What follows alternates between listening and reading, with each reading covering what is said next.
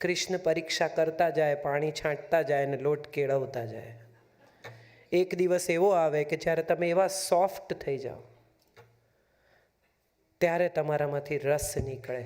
R, રસનો R, રાસનો R, રમતનો R, રાજકારણનો R. એના જેવો પોલિટિકલ સ્કોલર બીજો કોઈ નથી સાહેબ. ભાગવતમાં ચમત્કારોની ચર્ચા છે, પણ મહાભારતમાં તો કૃષ્ણ સીધા દ્રૌપદી સ્વયંવરમાં પોલિટિકલ સ્કોલર તરીકે જ પ્રવેશે છે. The most intelligent man whom you can see in the entire game of this Aryavart, where he enters and he decides કે હવે શું થશે. ભવિષ્યવેત્તા છે, સુરાજ્યની ઝંખના કરે છે. સરદાર પટેલમાં અને કૃષ્ણમાં બહુ જાજો ફેર નથી. એમને આર્યાવર્ત આખું અખંડ જોઈએ છે, સમગ્ર આર્યાવર્ત જોઈએ છે. થોડા આમ શિશુપાલ ચેદીમાં ને વિદર્ભમાં આ ને અહીંયા આ, જરાસંઘ મગધમાં આવી બધી ફાલતુ વાત નહીં. એક અખંડ આર્યાવર્તની સ્થાપના કરવી એનું સ્વપ્ન છે. કુરુક્ષેત્રનું યુદ્ધ એમનેમ નથી થયું. બે મોહન મળ્યા આપણને. બંને સ્વતંત્રતાની વાત કરી, બંને સુરાજ્યની વાત કરી, બંને શાંતિની વાત કરી, બંને સત્યની વાત કરી. એક સૌરાષ્ટ્રના દરિયા કિનારે જન્મ્યો અને યમુનાના દરિયા કિનારે મૃત્યુ પામ્યો, યમુનાના કિનારે મૃત્યુ પામ્યો. અને બીજો યમુનાના કિનારે જન્મ્યો અને સૌરાષ્ટ્રના કિનારે મૃત્યુ પામ્યો. નામ બંનેના મોહન. મને જે વાત ગમી છે ને એ ગમી છે. ગાંધીનું નામ કંઈ પણ હોઈ શકતું હતું. એનું નામ મોહનદાસ શું કામ હતું? એનું નામ પરેશભાઈ કેમ નહોતું? એનું નામ રમેશભાઈ કેમ નહોતું? પણ આ નામ એટલા માટે એને આપવામાં આવ્યું કારણ કે એનું કોઈ કનેક્શન ક્યાંક કૃષ્ણ સાથે અકબંધ હતું. એક કૃષ્ણત્વ લઈને જન્મેલો એ વાણિયો સૌરાષ્ટ્રના દરિયા કિનારેથી યમુનાના કિનારા સુધી પ્રવાસ કરે છે અને આ દેશને સ્વતંત્રતા આપે છે. એક એવો માણસ કે જે યમુનાના કિનારે સાવ ક્યાંક ખૂણામાં નાનકડા ગામમાં જન્મે છે અને કુરુક્ષેત્રના યુદ્ધમાં સારથી બનીને ન્યાસ્તિ શસ્ત્ર યુદ્ધમાન કહીને ઊભો રહે છે. યુદ્ધ નથી કરતા અને છતાંય આખા યુદ્ધની પાછળ જે પ્રેરણા છે એ કૃષ્ણ છે. એનું જે પરિણામ છે એ કૃષ્ણ છે. તમે વિચારો તો સમજાય કે પ્રેરણાથી પરિણામ સુધીનો પ્રવાસ એ જ ખરેખર કોઈ પણ પ્રવૃત્તિનું જીવન છે. તમે કંઈ પણ કરો તો પ્રવૃત્તિમાં શું હોય છે? પ્રેરણા હોય છે. અને પ્રેરણાથી પ્રવૃત્તિ થાય અને પ્રવૃત્તિ પૂરી થાય એટલે એનું પરિણામ આવે. આ સમગ્રમાં જે વ્યાપેલો છે એ કૃષ્ણ છે. માટે મને બહુ ગમે છે. આ રસનો, આ રાસનો, આ રાજકારણનો, આ રમતનો અને આ રાધાનો.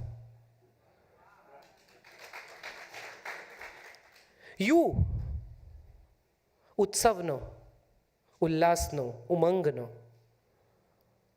ઉત્સવ પ્રિય દેવ છે. તમે જીસસને કોઈ દિવસ હસતા જોયા? સ્માઇલ જોયું જીસસના મોઢા પર? શિવના, રામના, કોઈના ચહેરા પર તમે આવું સ્માઇલ નથી જોયું જે તમે કૃષ્ણના ચહેરા પર જોયું છે. સતત જે મધુર સ્મિત વિલસે છે એ કૃષ્ણ છે સાહેબ. એના ચહેરા પર ઉત્સાહ છે, ઉમંગ છે, ઉલ્લાસ છે. બાકી એને કેટલી ફરિયાદ કરવી હોય તો કરી ના શકે કે બેસો હું તમને સ્ટોરી કહું. નાનો હતો ત્યારે મને મારી માથી જુદો પાડ્યો, પછી આ લોકો મને લઈ ગયા, પછી મને આમ કર્યું, પછી મને તેમ કર્યું, મારે તો પરણવું જ નહોતું, આ રૂકમણીએ કાગળ લખ્યો, બધા મંડ્યા. કેટલી કમ્પ્લેન કરી શકે?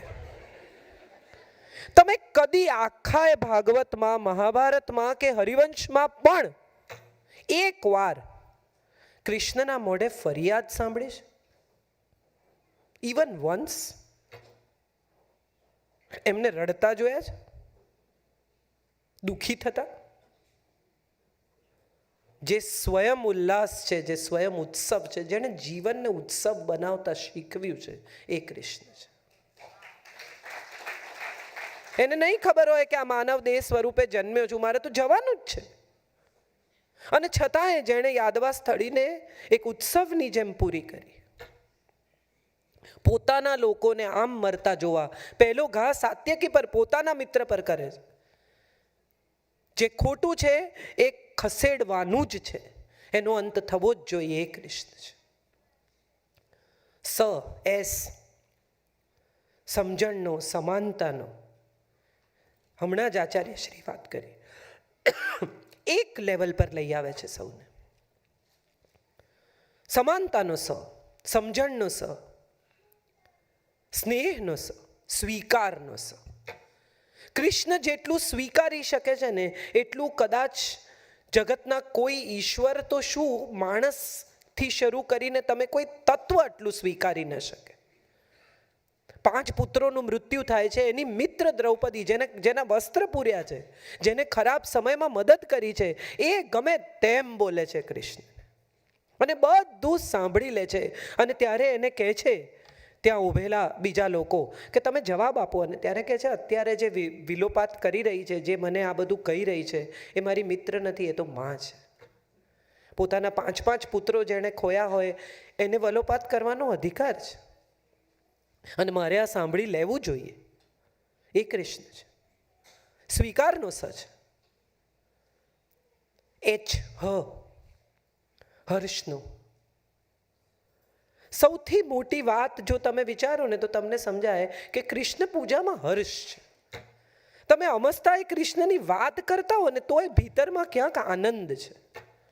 કૃષ્ણની વાતમાં કદી ક્યાંય કોઈ દુઃખ તો આવતું જ નથી. વિરહની વાત આવે તો પણ એનો વિરહ પણ આનંદ આપે છે કે ક્યારે જવાશે દ્વારકા, એવો તમે વિચાર પણ કરતા હો તો વિચાર તો એ જ છે કે જઈશ ત્યારે કેવી મજા આવશે. કૃષ્ણનો હ જે છે ને એ હકારનો હ છે, હુંકારનો હ નથી. કૃષ્ણએ કોઈ દિવસ એમ નથી કહ્યું કે હું કરું છું. બહુ સુંદર વાત કરી જયશ્રીએ કે તમને જ શ્રેય આપે છે, તમે જ કરો છો, હું ક્યાં કરું છું. અને કેટલા બધા હકાર તમે વિચાર કરો, ભીષ્મ પાસે જઈને પૂછે છે કે તમારું મૃત્યુ કેમ થશે, મને જણાવો, બાકી તમે નહીં કહો તો અહીંયા તો સર્વનાશ થશે. સીધો જ સવાલ પૂછી શકે છે. કોઈ પણ પ્રકારની ઢાંક પીછોડો, છેતરપિંડી ન કરવી એ કૃષ્ણ છે. સુદર્શન રાખે છે. સુદર્શનનો પણ છે, જે બધાને સુદર્શન સારી રીતે જ જુએ છે, તે કૃષ્ણ છે. એ કોઈને કશું ખરાબ જોતા જ નથી, કુદર્શન કરતા જ નથી, સુદર્શન જ કરે છે બધા. સુરેશ દલાલ નામના એક બહુ જાણીતા કવિ હતા, એ હરીન્દ્રભાઈ વિશે એમ કહેતા કે હરીન્દ્રભાઈ એટલા ભલા માણસ છે કે બેડમિન્ટનને પણ ગુડમિન્ટન કહે છે. એમાંય બેડ શબ્દ નથી વાપરતા. એટલે આ એવાય ભલા કે સુદર્શન, બધું સારું જ છે. અને મજા એ છે, અમારે જયભાઈ વારંવાર કહે છે, એટલે જયભાઈની જ વાત મારે યાદ કરવી પડે કે જઈને ઘેર એમ નથી કહેતા કે કાઢવું સુદર્શન, પછી જ્યાં જરૂર છે ત્યાં જ કાઢે છે. શસ્ત્રનો ઉપયોગ ક્યારેય કોઈને પણ ડરાવવા માટે નથી કરવાનો, હરાવવા માટે નથી કરવાનો. આ કૃષ્ણ શીખવે છે. 99 ગાળો સુધી પહેલી જ ગાળમાં ના ઉડાડી શક્યા હોત, બોલ્યો ઊભો રહેતો. દરેક વખતે એક વાર કહે છે અટકી જા, અટકી જા. આપને જયશ્રી બહુ મજા આવે એવી એક વાત કહું. એક યંગ છોકરાએ મને એકવાર સવાલ પૂછ્યો કે કર્ણ તો આટલો બધો દાનવીર હતો, તો એનું આવું મૃત્યુ કેમ થયું? તમે તો કર્મની વાત કરો છો, તમે તો ગીતાની વાત કરો છો, તો કેમ આવું થયું? હું પણ એક સેકન્ડ બેફલ થઈ ગઈ કે વાત તો, સવાલ તો ઇમ્પોર્ટન્ટ છે, પણ પછી જે મને સૂઝ્યું અથવા સુજાડ્યું એ છે કે કર્ણ પાસે એકવાર કૃષ્ણ ગયા હતા એને પસંદગી આપવા. He gave him the choice to change his mind.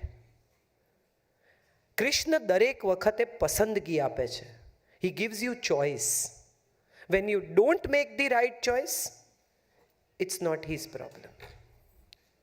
તમને પસંદગી આપવાનું કામ એ અચૂક કરે છે. ચાલ પાંડવોના પક્ષે ગયા એને કહેવા માટે, એ ન ગયો. દરેક વખતે તમે જ્યારે પણ જિંદગીમાં 2 રસ્તા પર આવીને ઊભા રહ્યા હશો, તમે યાદ કરી જુઓ કૃષ્ણએ તમને ચોઈસ આપી છે. તમે સાચી ચોઈસ નથી કરી એ પછી તમે જ્યારે બ્લેમ કરો છો ત્યારે તમારે સ્વયં સિવાય કોઈને બ્લેમ કરવાનું બાકી રહેતું નથી. આ કૃષ્ણ શીખવે છે. હકાર છે, હુંકાર નથી. સર્વધર્મ પરિત્યાજ્ય કહે છે, મામેકમ શરણમ વ્રજ. ત્યાં એમ કહે છે કે બધું છોડીને આવો, મારી પાસે આવો, હું છું.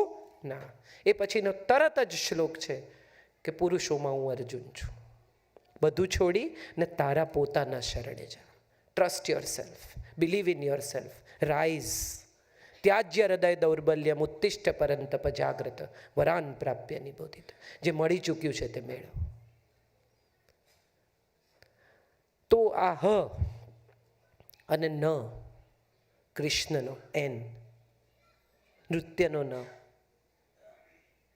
મને બહુ જ આ નૃત્ય સાથે મને કૃષ્ણ એટલા માટે બહુ ગમે છે કે આ નાચતો ઈશ્વર છે. બીજો કોઈ ઈશ્વર ક્યારેય નૃત્ય કરતો જ નથી. બધા દુઃખી ઈશ્વર છે. તમારી પાસે માગી લે. બહુ સુંદર કહ્યું જયશ્રીએ કે જીવાત્મા જ્યારે આ પ્રગટે ને ત્યારે માગવા જ આવે. આપણે જે અમુક લોકોની સ્તુતિઓ વાંચીએ ને તો આપણને સમજાય કે એમાં છેલ્લે લખ્યું હોય કે આ કરશો ને તો મનોકામના પૂર્ણ થશે. એટલે સ્તુતિ એટલા માટે કરવાની કે મનોકામના પૂર્ણ થાય.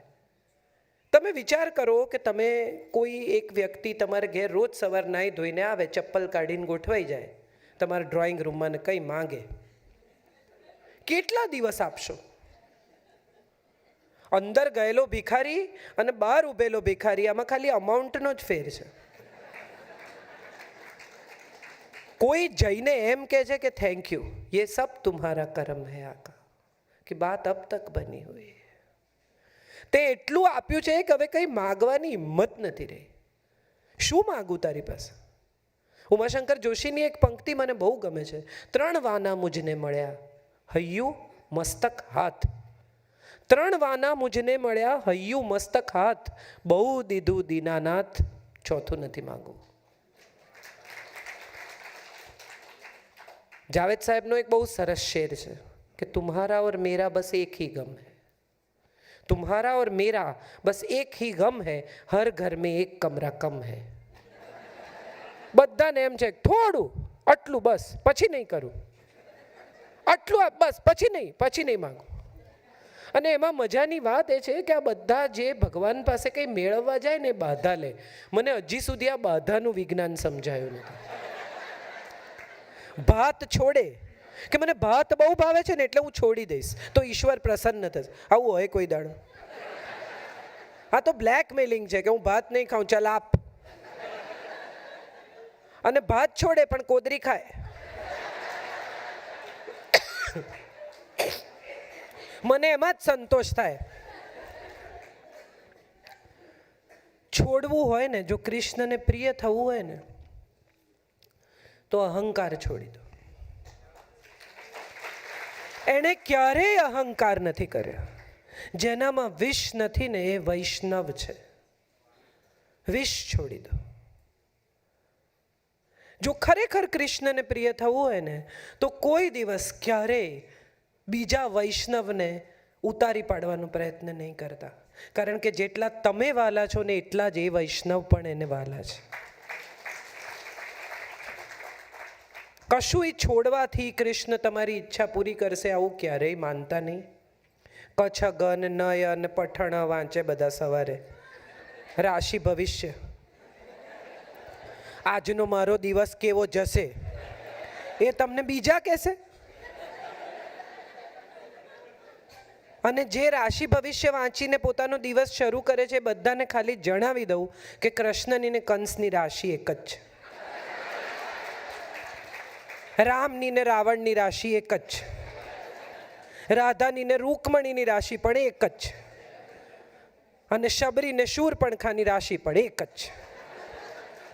હવે જોજો રાશિ ભવિષ્ય.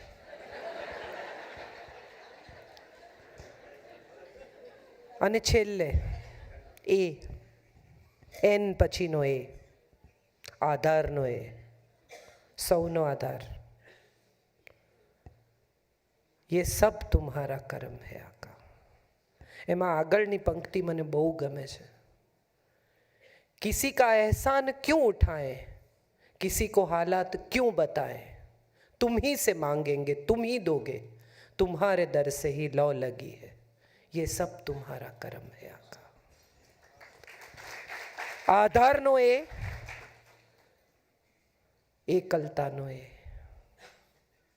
જો બહુ શાંતિથી કૃષ્ણના ચરિત્રનો અભ્યાસ કરો ને તો સમજાય કે એના જેટલું એકલું કોઈ નથી. કોઈ દિવસ જેણે પોતાની પીડાની, પોતાની એકલતાની, પોતાની અધૂરપની ફરિયાદ નથી કરીને એ કૃષ્ણ થઈ શકે છે. નાની નાની વાતમાં મારે એકલા જવાનું અહીંથી, એકલા જ આવ્યા છો તો એકલા જ જવું પડે. જે વ્યાસપીઠ પર બિરાજે છે, જે આચાર્ય થાય છે ને, એને જ ખબર છે કે જે ગાદી પર બેસે છે ને એમાં કેટલા કાંટા છે. આપણે તો દૂરથી જોઈએ છીએ અને આપણને એમ થાય છે કે વાહ સફેદ ચાદર પાથરી છે, પણ એ સફેદ ચાદરની નીચે કેટલા કાંટા એમને ખૂંચે છે ને એ તો એ જ સમજી શકે છે. જે આચરણમાં મૂકી શકે ને એ જ આચાર્ય થઈ શકે. બીજું કોઈ આચાર્ય થઈ શકે નહીં. એણે આચરણમાં મૂકીને તમને બતાવવું પડે કે આ હું કરું છું, તો આપણે એમને ફોલો કરીએ. આટલા લોકો મને સાંભળવા આવ્યા છે, મને ખબર છે કે મને સાંભળવા નથી આવ્યા. હું એ વહેમમાં, એ અહંકારમાં આ વાત કરી જ નથી રહી. આપણે જેમનું વચનામૃત સાંભળ્યું એ ભોજનનો થાળ હતો અને મારે મુખવાસ ખવડાવવાનો છે એની મને પાક્કી ખબર જ છે. એટલે એનાથી વધારે સમય લીધા વગર ખાલી આ 3 દિવસની વાત મારા મનમાં જે આવી એ કહીને મારી વાત પૂરી કરું. કે માખણ હોય, મુરલી હોય, મોરપીંછ હોય, ગૌ માતા હોય, કૃષ્ણને પ્રિય થવું હોય ને માખણ બનવું હોય તો વલોવાઈ જવું પડે. મોરલી બનીને એના હોઠ સુધી જવું હોય તો છેદાઈ જવું પડે. મોરપીંછ બનીને એના માથે ચડવું હોય તો ખરી જવું પડે. અને જો ગૌમાતા થઈને એની સેવા પામવી હોય તો પોતાના વાછરડાના મોઢેથી ભલે દૂધ ઝૂંટવાય, બીજાના બાળકને દૂધ પીવડાવવું પડે. જો આ થઈ શકે તો કૃષ્ણને પ્રિય થવાય. બાકી કંઈ એમને તમને બહુ પ્રિય કરે એવો આ છે નહીં. એ ઓછો નથી. એને પણ બરાબર ખબર છે કે કોના પર ધ્યાન આપવાનું ને કોના પર નહીં આપવાનું. એક જગ્યાએ વસ્ત્ર હરે છે ને બીજી જગ્યાએ વસ્ત્ર પૂરે છે. એને બરાબર ખબર છે કે એણે ક્યાં શું કરવાનું છે. એટલે તમે એમ માનતા હો કે આ તમે દીવો કરો ને જગાડો ને માખણ મિશ્રી ખવડાવો ને ફ્રૂટ ધરાવો ને નટ્સ મૂકો એટલે તમારી ઈચ્છા પૂરી કરશે, તો એવા વહેમમાં ના રહેતા. એનાથી ચાલાક, એનાથી ચતુર, એનાથી સ્માર્ટ, એનાથી વધુ બુદ્ધિશાળી કોઈ નથી. He knows you in and out and he definitely knows you કે આજે આ બદામ ધરાવી છે એટલે હમણાં અડધો કલાકમાં કંઈ માંગવા આવશે. એટલે આવું કરતા નહીં. એક છેલ્લી વાત કહીને મારી વાત પૂરી કરું. એક દિવસ ટેક્સીમાં જતી હતી. સુરેશ દલાલ મારી સાથે બેઠા હતા. અમે એક સિગ્નલ પર પહોંચ્યા અને ભિક્ષુક આવીને ઊભો રહ્યો એટલે મેં કાચ ચડાવી દીધો. બધા એવું જ કરે, મેં પણ કર્યું. થોડા આગળ ગયા એટલે મેં કહ્યું, મેં કીધું આપણે જે તેજપાલ હોલ જઈએ છે ને ત્યાં લક્ષ્મીનારાયણનું સ્વરૂપ મને એટલું ગમે સુરેશ કાકા. હું ત્યાં જઈને ઊભી રહું ને તો મને એમ થાય કે મારે કંઈ કહેવાનું નથી, એ મારે જે કહેવાનું છે એ સાંભળે છે. એટલે મારી સામે જોયા વગર બારીની બહાર જોઈને કહે છે આજે એ પણ કાચ ચડાવી દેવાનો છે.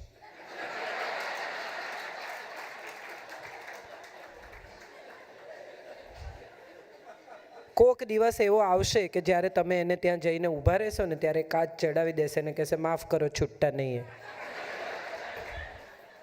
એને બદલે કશું માંગ્યા વગર એકવાર જઈને એની સાથે સંવાદ કરી જુઓ. એને તો ખબર જ છે તમને શું આપવાનું. રજનીશને કોઈકે એકવાર પૂછેલું કે તમે તો ઈશ્વરમાં માનતા નથી, તમે પ્રાર્થના કરો તો શું કરો? અને ત્યારે રજનીશે જે પ્રાર્થના કરીને એ હું માનું છું સર્વધર્મની ઉત્તમ પ્રાર્થના છે.